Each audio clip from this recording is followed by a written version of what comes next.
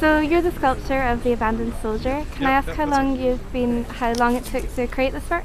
Oh, it took me about 5 to 6 months, working pretty much 24/7 to get the sculpture done. That was a few years back.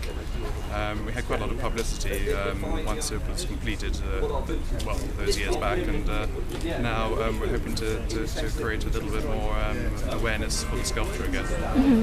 And can I ask a bit about the background of the sculpture? How did you come up with the idea? Well, actually, initially it was the BBC that commissioned me for a program called Power to People that was investigating soldiers with post-traumatic stress disorder and soldiers that are sort of living on the streets, etc., and trying to help them and really have a sculpture that represents soldiers who are suffering with the effects of war. And the idea was to set it up in Trafalgar Square, and with the program Power to the People, raise awareness for that. And we're hoping that, over these next few years, that we can get it finally into bronze, and then find a permanent home for it for those soldiers suffering with post-traumatic stress disorder and living with the effects of war. So that's what we hope to do, and this is part of its journey here at Cardiff Castle. And until it finds a permanent home, it will be travelling the country? It looks like I've got a roadshow.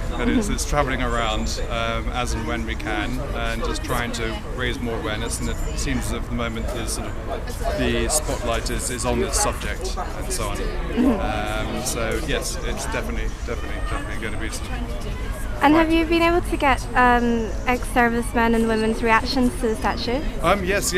We had a lot of interest from the soldiers, and they want to see it in bronze, and so that's been very encouraging. Because after the show, of course, we had sort of millions of people watching the show, but they haven't had a.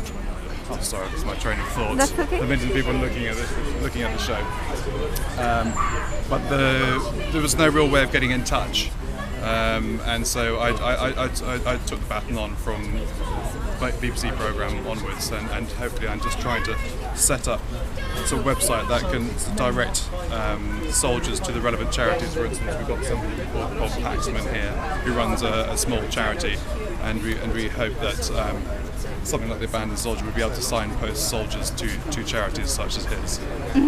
Excellent, thank you. Okay.